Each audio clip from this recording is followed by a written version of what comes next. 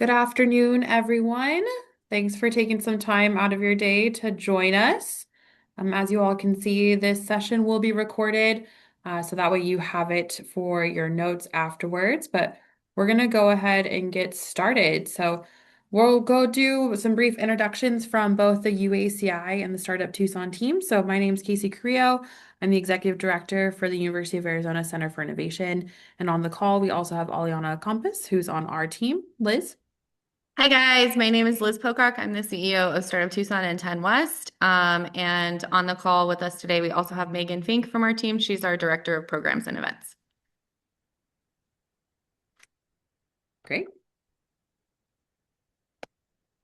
Great. Okay, so I think we'll just jump right in. So welcome to IdeaFunding 2026. This is our pitch training and founder orientation. We made some overall changes to the IdeaFunding framework and model this year, so we wanted to take a second to address the changes in eligibility, the rules, the structure of sort of how the overall competition will work. And then we are super excited to also have Bjorkman Benediktsson as a trainer joining us today to help sort of walk through everything that should be in your pitch deck, and what's important from a pitch perspective around telling your story as a founder or a company. And so he'll kind of take over the second half. But to get started, IdeaFunding has been around for 25 years, plus 25 years. It's the longest running pitch competition in the state of Arizona. It is a statewide competition, but it is hosted here in Tucson as a part of the 10 West Festival. 10 West happens every March and has been around in the community for, this is our 11th 10 year or 11th 10 West Festival. IdeaFunding within 10 West is hosted by Startup Tucson and UACI, and we are very excited to have UACI as a partner in helping us get this pitch competition brought forward to the community. So I'm going to turn it over to Casey to tell you a little bit more about UACI. Yes. So we've been working with Startup Tucson for Idea Funding for quite some time, and we also partner on other events. But we're really focused on serving scalable science and tech-based startups here at UACI. Our full name is the University of Arizona Center for Innovation, and we are a traditional incubator really working with scalable science and tech companies. We are a part of Tech Parks Arizona. So if you are from the Tucson region, we have a couple of different tech parks. We're sitting out where I'm sitting right now is our tech park of I-10 and Rita Road. And then at the heart, we have our location, which is the Center for Innovation. Next slide.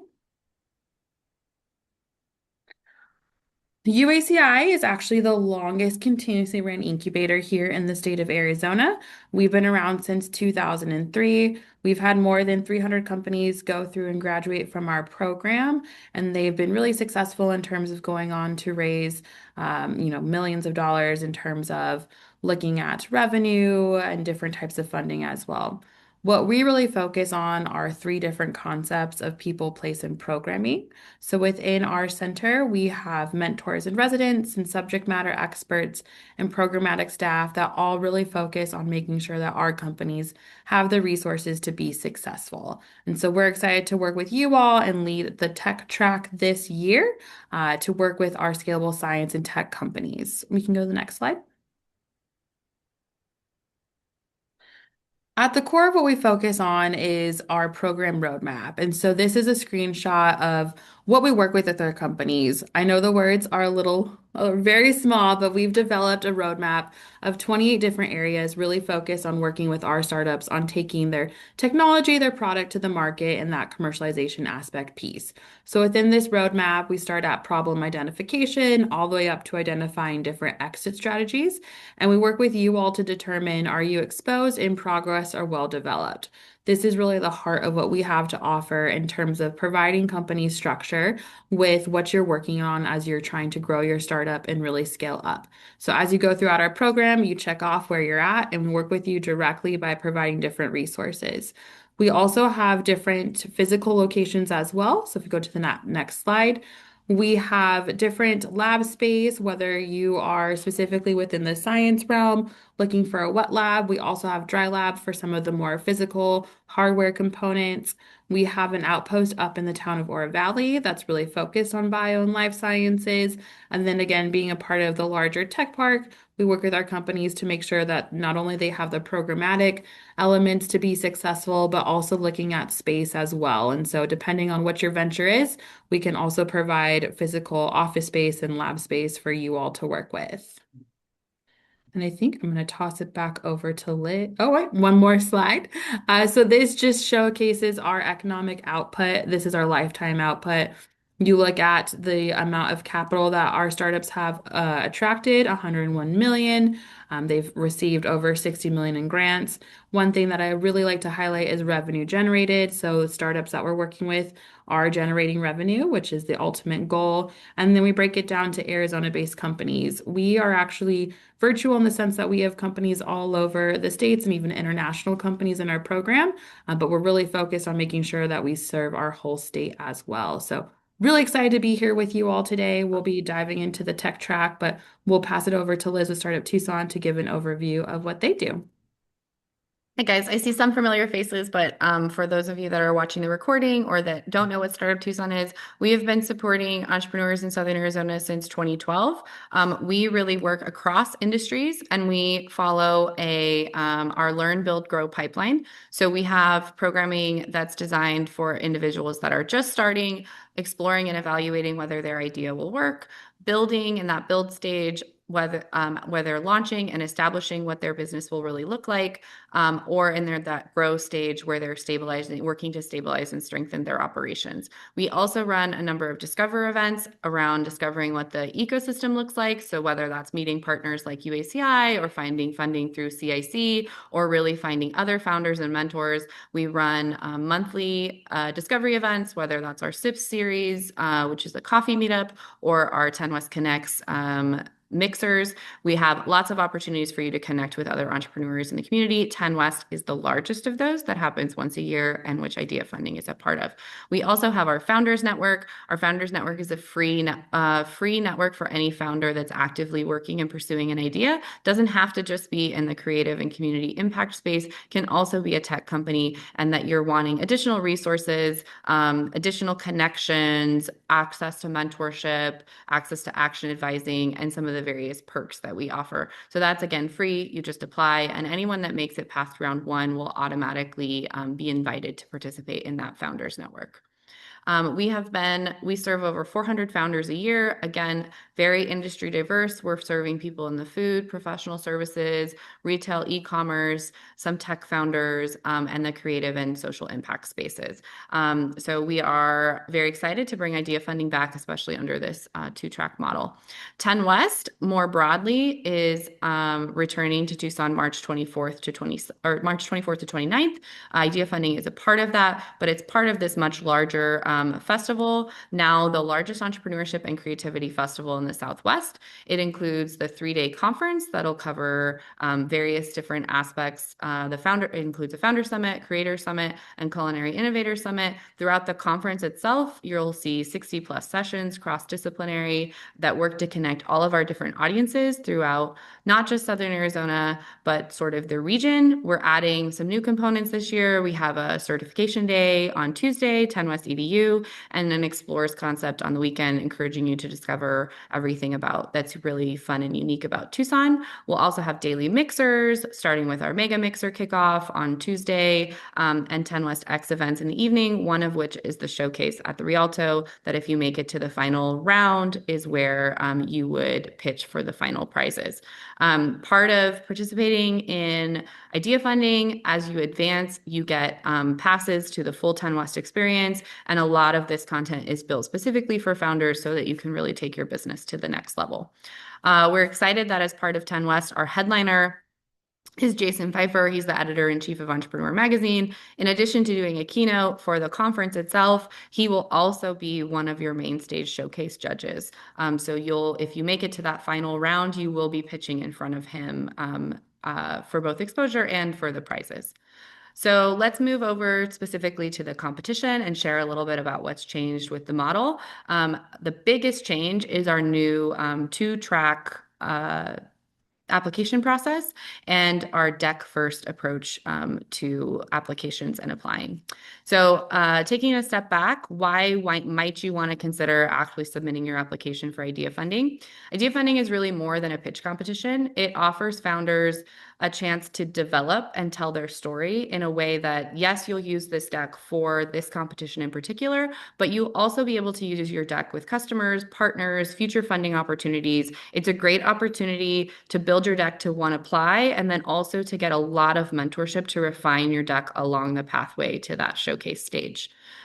In this one-to-one mentorship, you'll be working with track-specific mentors. So if you're in the tech track, those mentors will come from UACI's pool of mentors. So they will be very well versed in scalable science and tech and various different things in the tech track. If you're in the creative and community innovation track, you'll be paired with Startup Tucson mentors that have a great wealth of knowledge in those industries helping creative founders. You'll get feedback from judges if you advance past the initial application round. As you advance forward, each round you'll receive feedback on both your verbal pitch and your deck around things that they really liked that you should sort of lean into, and things that are things that were confusing and that you might want to improve for future pitches. You'll also get visibility across Arizona startup and creative communities. So we do a lot of sharing about the founders that advance, the founders that make it to the main stage. You'll get to pitch on that. If you make it to the showcase stage, even if you make it to the day of, you'll be pitching in front of live audiences that can learn about your company and either become future customers, partners, supporters in some way.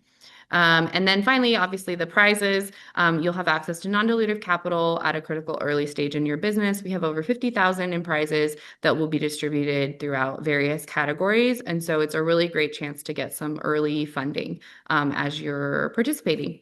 We already talked about the Founders Network, and we already talked about 10 West tickets. So we're going to move into a little bit how the competition will work this year. So first step, you're attending this training. Good job. There's step one, or you're watching this online. So you attended a training and now you'll submit your application. Those are due February 1st into one of the two tracks. We'll talk about the eligibility in a second. So then internally, our committee will review those applications and decide which 60 companies will advance to the first round.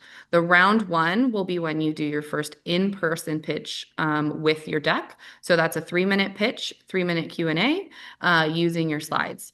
You will be either in the community innovation track or the tech startup track, and judges will determine which of those 60 advance to pitch on our day of. Day of, we will advance about 16 companies, 8 per track. And then those companies will choose a top 2 that will advance to the showcase stage and pitch for the big prizes. So that's sort of how the overall process will work this year. The prizes this year will have Day of Track awards for both the top 2 in tech and the creative and community innovation track. And then on the main stage, we'll have 2 similarly priced prizes for a vision award. So one will go to a company that has bold ideas with long-term potential, recognizing what they can do in the future. And then one will be a catalyst award for companies where this funding and this opportunity will create immediate momentum for them in whatever they're doing in the next 6 months to a year. We also have a number of additional prizes. Those are eligible for some of them will be eligible for anybody that advances to round 1, so that full group of 60. Others will be eligible for anybody that advances to the day of, so that group of 16. Those include the United Way Social Impact Prize, recognizing a company that's making a social impact, the CIC Adelante Arizona Prize for diverse founders. There's a People's Choice Award that happens as part of the showcase stage, and many others, including one specifically for University of Arizona related companies. This year, again, we're introducing 2 new tracks. So I'm going to let Casey talk a little bit about what kinds of companies would be a great fit for the tech track.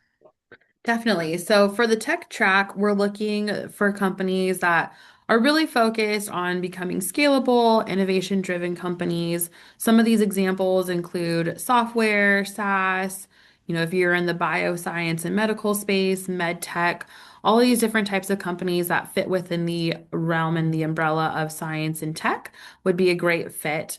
Also thinking about companies that have received phase one funding with SBIR and STTR programs, you all would also be a great fit. We'll dive into the specific eligibility, but if you fit within the realm of med tech, hardware engineering, different companies within this space, you would be a great fit to apply for the tech track.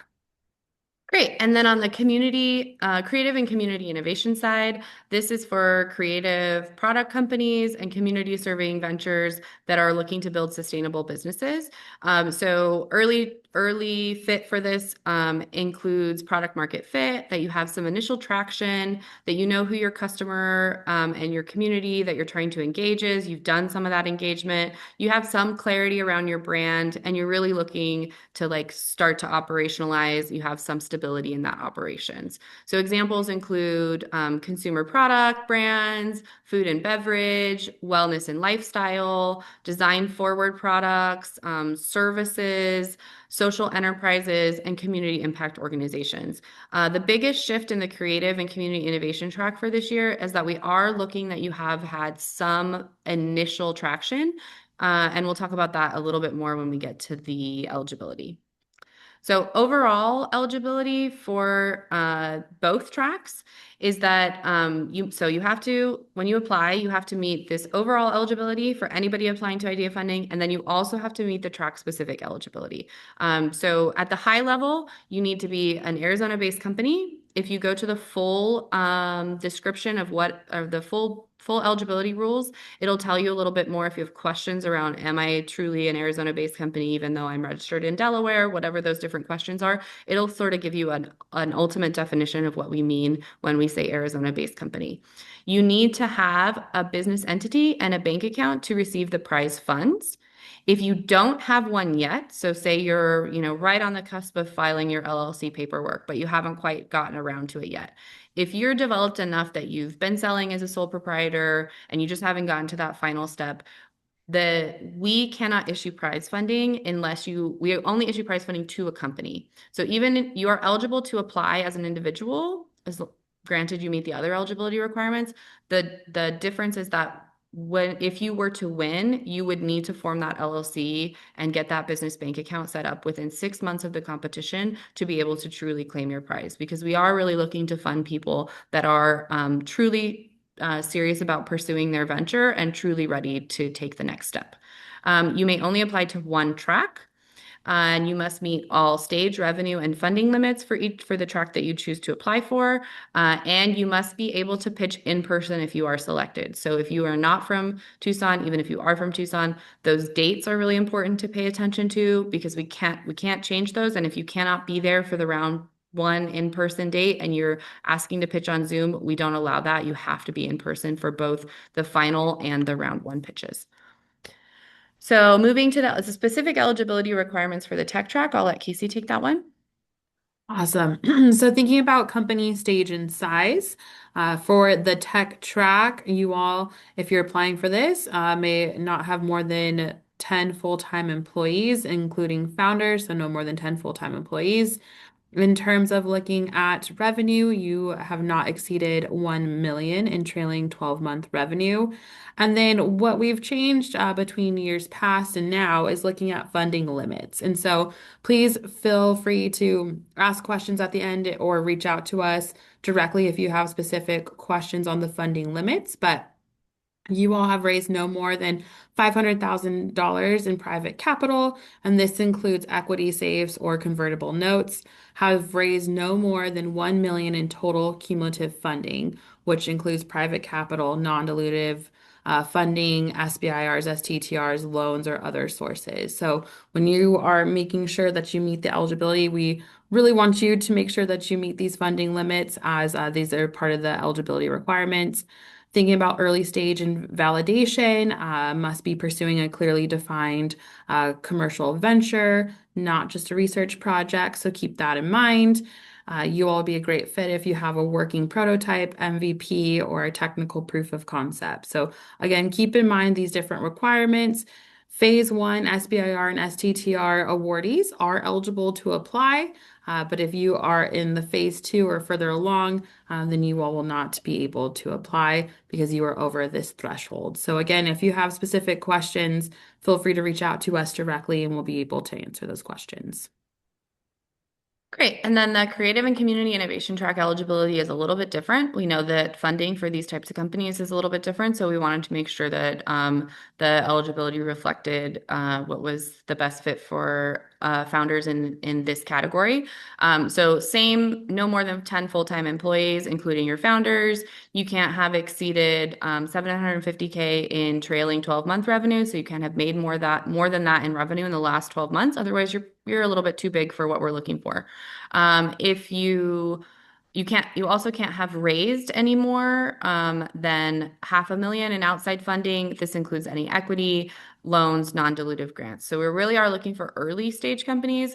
If you don't have any employees and you haven't raised any money, that does not disqualify you. These are just the high end rules. On the low end, what we want to see are sort of the earlier side. We want to see that again, you've demonstrated that you are beyond ideation, and that you've really started to pursue this business more long term. So that could look like sales revenue. It's not a requirement that you've had sales revenue, but you should at least be able to show some sort of validation of the concept or idea. You could be doing pilot programs. You could have some initial contracts in place. You could have some partnerships in place. And then you could have some demonstrated customer community adoption or demand. So that could look like, you have a waiting list for something, even if you haven't truly sold anything. We just want to know that you are beyond, like, I think this might be a good idea someday, and that you're really narrowed down on what it is you're trying to do, and you've started to make some progress towards that idea. So now we'll turn to more of the technical requirements of what's actually required to submit. So for your deck itself, this will be the primary evaluation tool for the first round, and then it will be paired with your verbal pitch in rounds. So the initial application review, primary tool, and then in round one, when you pitch in person, it's paired with your actual pitch, and same for day of. So inside your deck, you can include no more than 12 slides. We will not evaluate anything beyond 12 slides. So sometimes founders like to attach appendix slides. For those of you that aren't familiar, appendix slides are things that you could reference. So maybe you don't want in your normal deck to talk really in depth about what your customer acquisition plan is or how much ad revenue you think you're gonna get. But you anticipate that a judge, because that's your main revenue source, might ask that as a follow-up question, and you want to be able to pull up a slide if a judge were to ask that so that you have a visual reference because it's a little bit complicated. So those are totally fine once you get to the live pitches. In the initial application, we just aren't going to review anything past 12. So you're welcome to include them if they're already a part of your deck. We just will stop at 12. There's no requirement for the slide order or template beyond slide one. So in prior years, we've given a rubric, and a lot of founders have been like, well, but I want to put my team slide as slide 6 versus slide 7. So we tried to make it really flexible this year. Bjorkfin, when he gets to the pitch training, is going to go over, what's important for you to include based on what's really important for your story, but the order is totally up to you in terms of what you think makes the most sense in the way to talk about your business. For the first initial round, we are asking that your slide one serves as sort of a guide to our internal committee, and we want you to include your company name, the track you're applying for, this sort of basic information, so that we can, for ease of review. You won't have to have that as one of your slides in future rounds, but in the first round, we're asking that slide one include the following information. So then we get to the live pitch requirements. I mentioned before, you will be limited to a 3-minute pitch. It goes very fast, so you do need to practice. 3-minute pitch, 3 minutes for Q&A with the judges. Some notes, because these things have come up in the past.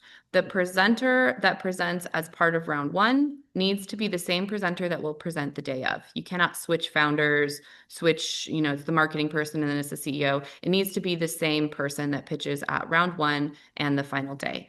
You need to lock your concept. So yes, you can change your slides. They should change as you go. You're going to get lots of feedback from judges and mentors as you go from round to round throughout. So the information on the slides can absolutely change. What can't change is your actual venture. So you really shouldn't be coming in saying, I think I want to do a food truck. And then in round two, now the food truck is all of a sudden a brick and mortar with 5 locations. It sort of needs to be the same concept from beginning to end. And then one note, because this is a public showcase, you cannot, this is not an investor pitch. There will be members of the public that are in the audience. So we would get in trouble, slash you would get in trouble. You are not allowed to solicit investor money as part of this. So you cannot solicit any equity investment or imply an investor ask. You can ask for partnerships. You can ask people to join your listserv. You can ask people to follow up with you afterwards. You can do a lot of different call to actions, but you cannot actually put up investment terms, and you cannot actually say, if you give me this much money, you get this percentage of the company. We are legally precluded from doing that. So, like we mentioned before, we will be using rubrics throughout each track. The judges will score against this rubric. So I'm going to let Casey just touch on the things in the tech rubric. Yes, so be sure to review the full rubric, but we have a scoring scale of 1 through 5. In total, this rubric is worth 40 points. So we really go through and we look at different categories such as problem identification, really outlining your solution, and technology validation for the tech track specifically. Again, thinking about customer engagement, your value proposition, really being able to understand the market opportunity and who your customer is, touch on your revenue model and the go-to-market logic.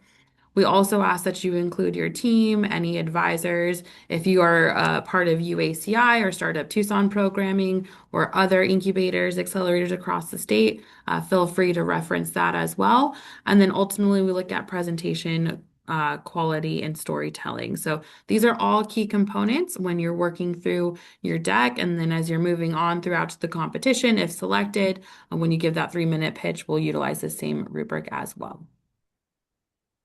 And then slightly different for the creative and community innovation track.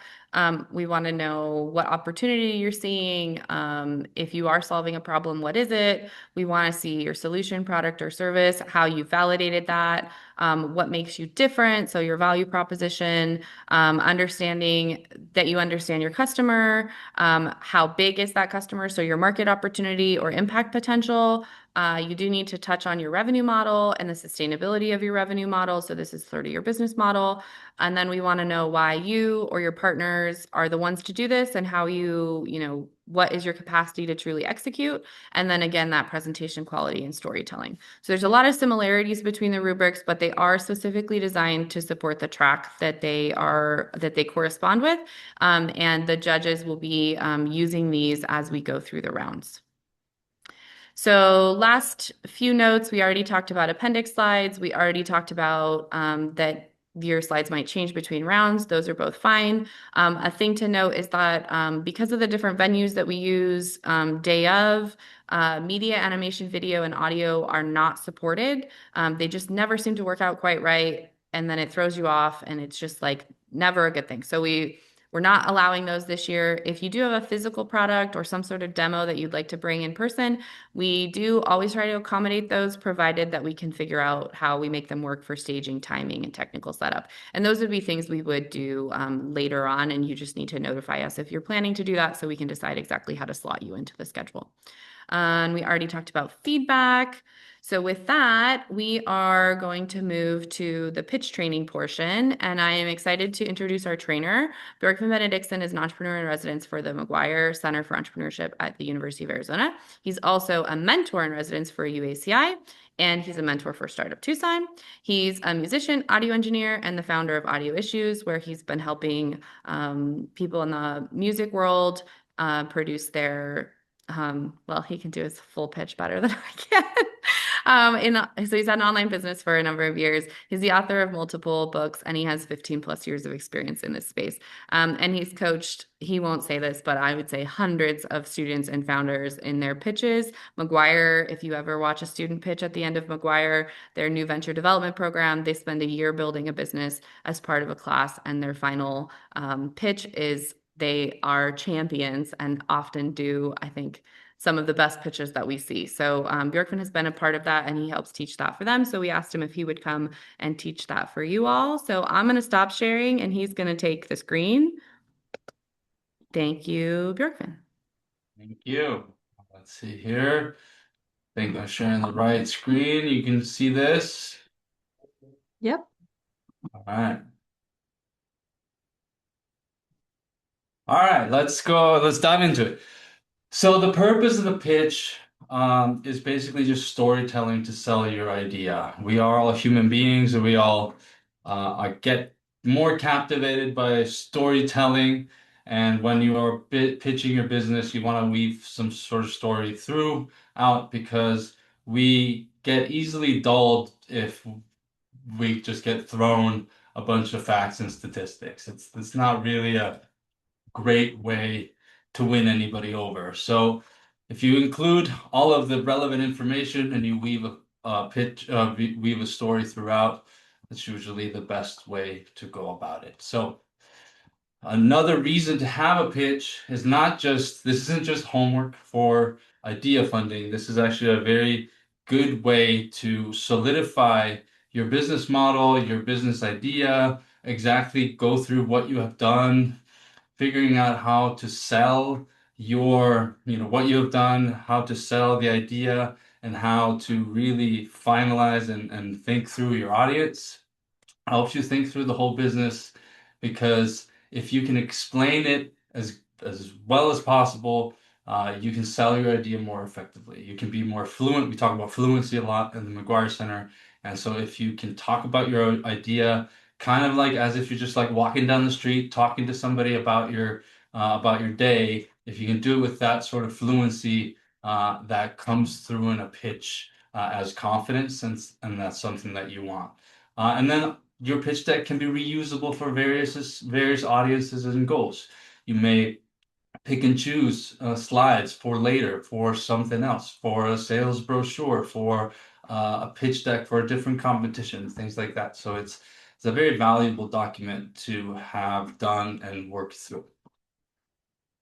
So what the judges score here is the um, problem in the tech space, and then we like to talk about in the creative track more of the opportunity identification, because sometimes in the creative space, you're not necessarily solving a problem that nobody has solved before as much as you are seeing an opportunity in the market and you want to deliver something unique to that market instead. So you want to talk about what that opportunity is and how you fit in there. Obviously, you want to convey your product or tech solution or your creative product as well. As far as the tech track goes, you want to have evidence of a real problem that is actually solvable. So no flying cars or super soldier serums, like actual realistic things. Of course, obviously, if you have something incredibly innovative, then we do need to see the evidence behind it, of course. Um, the unique value, competitive advantage, and secret sauce, we'll go into that later. You want to stress that, basically how you're different than other people. You want to have a full, in-depth, thorough customer understanding the market size, the niche you're in, and the impact your business can have on that market. You want to list out your business and revenue model. We are not asking for the typical 5-year pro forma fin model financial statements, but you do have to tell us in basic terms what is your revenue model, what is your cost structure, and things of that nature so that we can see that it is a sustainable business and it makes sense in the long run. Team and partners is another thing that you want to stress. And then obviously practicing is incredibly important once you get through the first round of the because the first round is the deck only, but you will be scored on the presentation quality and the storytelling as well. So that's very important. So I highly recommend practicing a lot. The problem you're solving or the opportunity you're going after, you want to think about what pain point you are solving, who experiences it, how big it is, how urgent it is. It's better if it's urgent because if the alternative to solving the problem is to just wait it out, it's not a very compelling problem to solve.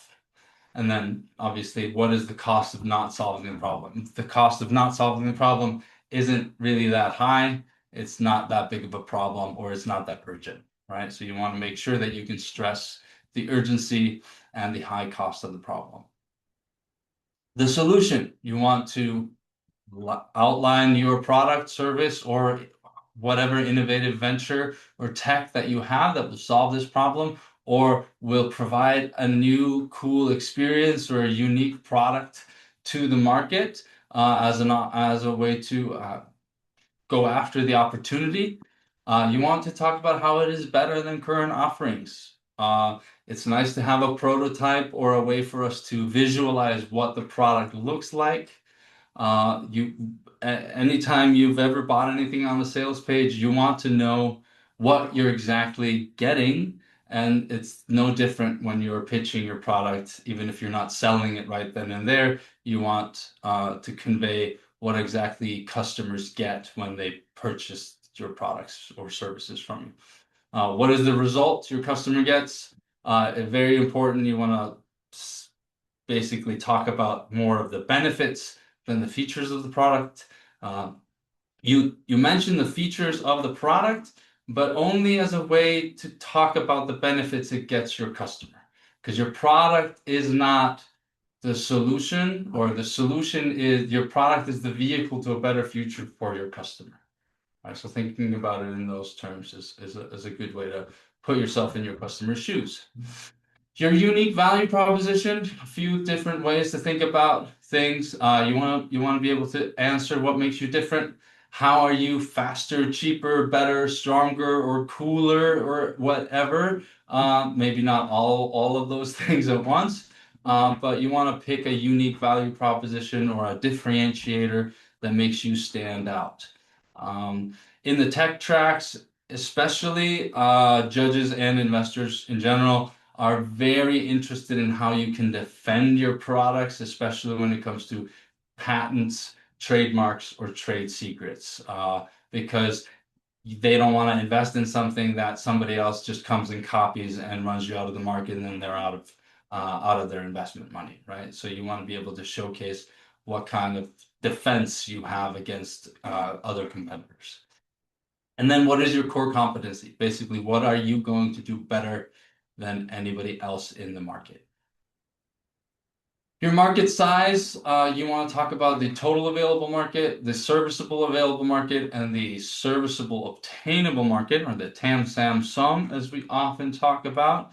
You want to know the growth rate, if applicable, and if you can find it, of the market to showcase whether it is a growing market.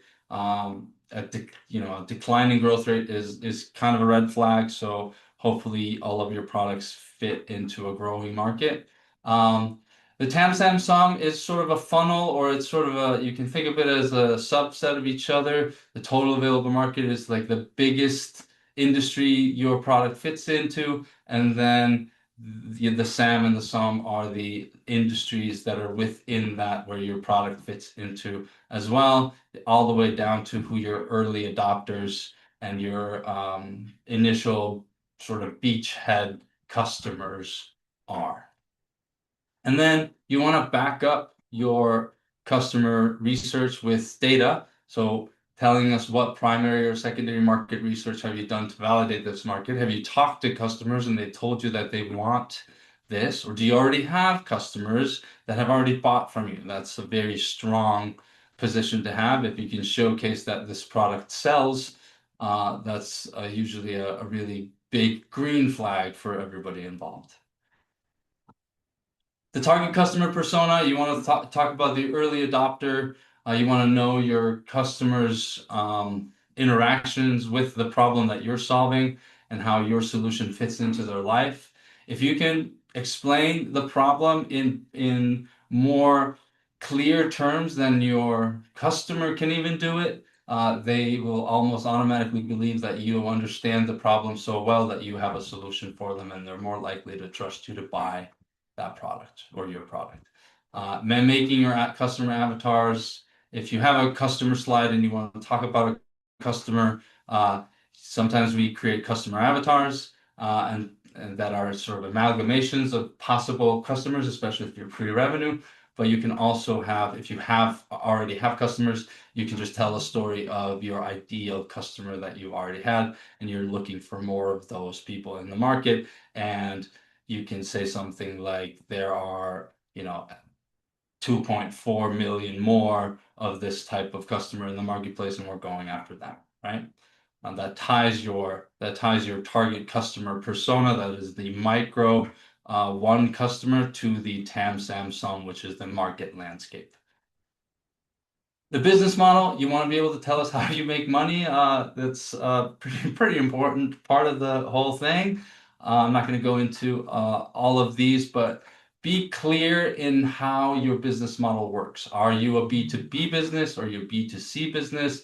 Are you licensing your product, or are you doing a subscription revenue product?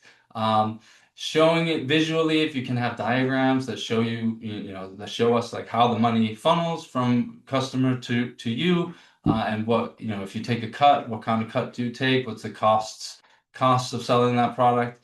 Visualizations are always good. And telling us what the customer acquisition strategy, the sort of go-to-market strategy, is always a good thing, so that we understand exactly how you are going to go and acquire these customers. The financial model, you want to be able to showcase your projected revenues and costs, how they break down, and what your funding needs are. So even though you can't ask for funding, you can say that if you win the prize money, you can tell us what you would do with it, right? So if you had $25,000, here's where it would go. It's a good thing to put, so that judges see that you're going to be smart with the money. You're going to put it back into the business and do something that's going to multiply that money even further. Team slide. We need to know who you are, of course, and what makes you qualified to pursue this opportunity or solve this problem. What is your expertise as it relates to it? And if you have any mentors or advisors, it's always good to mention them, because you can increase your credibility that way. Sort of increased credibility by association is always a good thing. And then tell us what you've done so far. What are you hoping to accomplish? And what is your exit strategy if you have one? Are you trying to grow the business in the next 5 years to get acquired by some big corporation? Are you intending on leaving this to your heirs? Or what is the exact nature? What's the timeline, and what's the sort of what's the life cycle of your business? What are your intentions with it? And then prioritize. This is a lot of information, and 3 minutes is really not enough. It's actually way too little time to really dig into all of these things. But if you think about your storytelling and what are the biggest things that have either the most credibility or can showcase the biggest impact that your business has, I would prioritize those things. Talk about who's it for, be very clear and concise. Don't confuse the messaging. Don't use too complex words. Don't get wrapped up in your industry's jargon. Try to be very simple in your messaging. And well, one thing when it comes to that is using simple words. One of my pet peeves when it comes to trying to get people to shorten and be more concise is that they tend to use longer words than they need to. For instance, a simple example is the word utilize. So don't say utilize when you can just say use. And it might not seem like a lot, but if you say use instead of utilize 300 times in a 3 minute pitch, you're going to save a lot of time that you can put something extra in. So be clear about and be sort of aggressive in editing what you say. don't be redundant. If you are realizing that you're saying something twice and it's really just a repetition and you feel like you're emphasizing something, but you're not adding anything new, go back to the drawing board or think about how you can make that clearer, how you can be more simple in your wording uh, so that you save more time and you can put some extra information in there.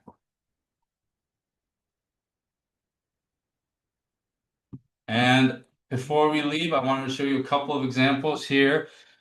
Here is a tech deck from Sonoran Robotics, and they are making a software, fall detection for iPhone, and their slide deck is very simple. They talk about the problem. They use a lot of numbers to showcase how big the problem is. 36 million falls occur annually. 1 in 5 falls, 20% lead to serious injuries, even in hospitals. And then they talk about the substitutes or the alternatives that are currently available and what's not great about them and how they are going to do something better or solve this problem in a better way. Okay, so the cost of falls, and he sort of, Sean, he actually sort of reiterates or emphasizes the problem in monetary terms, which is, you know, a good thing for investors to see, to see the scale of the problem in money terms. Um, Sean has a little bit of a sort of showcasing how his product works when it comes to these fall detection, what it does. It's all very simple, not a ton of information, but enough to understand what's going on. He has a team, well, it's not technically a team slide, but uh, it reinforces why he and his team are the right people to solve this problem. They talk about that. They talk about the market impact and outline the business model. He actually takes the stance of finding the total market and then just thinking if only 1% of US seniors subscribe to the app, that would make them this amount of money, which is an acceptable way of showcasing the scale. And it's just one way to do it. You may have a different way, but this is, you know, it's nice to be able to see exactly how much money is one is able to make with this product or by solving this problem. He gives us some ideas of potential other revenue streams and how how his other revenue models work. And then he has a closing and call to action. He basically is looking for $10,000 to develop and launch the MVP. He's looking to create a pilot program. And he's basically telling us what he's going to do, uh, you know, in the next year with honestly with or without this money. So that's a very simple slide deck for sort of the tech track. And here's a fun one, a bit more creative. Let's see here. Let me make sure I have my notes up here. Um, so Ray Ray's spends a lot of effort on branding and her authenticity. Obviously, there's tons of beverages available on the market. So how is she going to be different? And she spends a lot of effort on talking about how she fits in, what opportunities she's going after, and things like that. So her branding is unique. It's very, you know, it's kind of Sonoran, kind of Southwestern-y vibe. And she talks about herself. She's sort of like the face of the brand, and that's what she leads with that. Um, she talks about what she has done the first quarter, second quarter. So when you are seeing her pitch, you aren't just seeing an idea for a product, for a beverage, you're seeing a beverage that's already in the market and already being sold. So she's definitely validated that quite well. And if you are an investor or a judge, you can see that obviously, okay, this is selling. So that's a really, really great thing to have. She talks about she kind of lays out where her drink would be enjoyed. This speaks to the opportunity of where this would sell, even if there are other drinks available. Obviously, like at sporting events or at golf or during a hike, you can buy Gatorades or beer or water or whatever. But there's going to be a percentage of the market that's going to buy a Ray Race. She spends a little time showing the growth of the market and how she's in a growing niche. Obviously, the spiked tea is a very niche market within the beverage market. She shows how that's going to be growing in the future. So when you are an investor or a judge, you can see, oh, okay, this is not a trend. This is not a dying thing. It seems like this is here to stay and here to grow. So that's a positive for her. This growth strategy is sort of the inverse of what she has done. She showed you what she did already, and then she shows you the growth strategy of what she's planning on doing. And because you saw already that she had accomplished so much, it's easier to believe that this is something accomplishable for her, right? And then she talks about what she needs, um, and what she would use the prize money for. And you can see that there's lots of personal branding in the creative space. And she cherry picks the things that make her case the strongest. And her slide deck is there's a lot of authenticity and creativity in it, but it is firmly tied to a real business opportunity, right? And then notice one last thing is that neither of these slide decks are like particularly amazing designs. They're fine. They're great in their own way, but it's not like you need to be a professional artistic designer to make a solid slide deck, right? It's not all about that. It's very easy to get a passable template going that works for you. So they do the job. All right, thank you, Bjorkfin. That was super helpful. I'm just going to pop back on and do real quick summary of what's coming up next. So again, your applications are due February 1st. We will try to notify by the 11th of who's going to advance. Between the 11th and the 25th, you'll have time to do one-to-one with a mentor to go over the deck as it was initially submitted before and help you prep for that first down round. If you're in the creative and community innovation track, those down rounds will be March 2nd and 3rd here at Roy Place in downtown Tucson at the Startup Tucson offices. So they'll start at 3 and kind of go depending on how many teams we have in each track. We're planning to do them over 2 days. And so you would pick, if you had a conflict on one of the days, you would pick the other day and just tell us what your first preference is. We try to get everybody their first preference. Usually it works out. Sometimes there's some jangying that doesn't work out, but for the most part it does. Casey's great at that. And then tech would be 4th and 5th. And then you'd be notified if you advance by the 9th of March. Again, more office hours to prepare if you're advancing to that final stage in March. If you do advance to the main stage, we are going to do a little founder filming to help you prep little sizzle reels that will be used the day of.